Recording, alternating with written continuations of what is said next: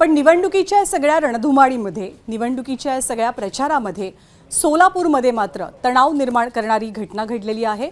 मनसेच्या कार्यकर्त्याची हत्या झालेली आहे। बाळासाहेब सरवदे यांच्या हत्येमुळे सोलापुरात मोठी खळबळ माजलेली आहे आणि दबाव तंत्रामुळे ही हत्या झाल्याचा आरोप सुद्धा विरोधकांनी केलेला आहे। या हत्येमुळे सोलापूर हादरून गेलेला आहे।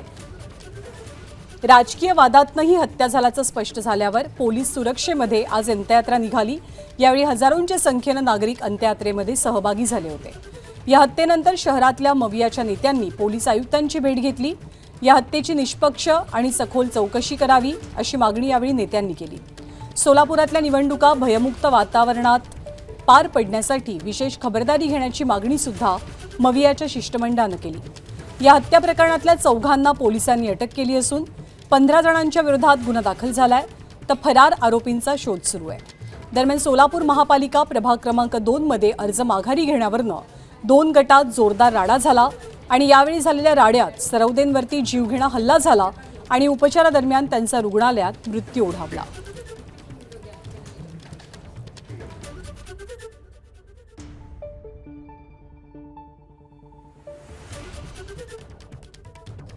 तर मनसे पदाधिकाऱ्याच्या हत्येनंतर राजकीय वातावरण नेमकं कसं तापलंय आपण पाहूया।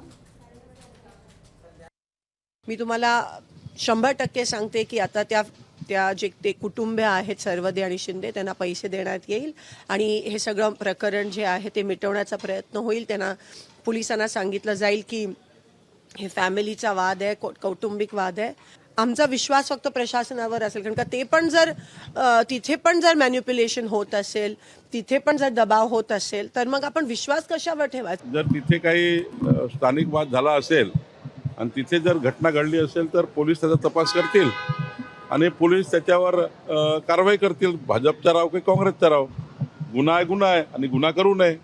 भाजपच्याही कार्यकर्त्यांनी कुठले गुन्हे करू नये, गुन्हे मान्य नाही आहे। त्यामुळं मला असं वाटतं की जे काही झालं असेल त्याच्यामध्ये पोलिसांनी प्रचंड कडक कारवाई केली पाहिजे।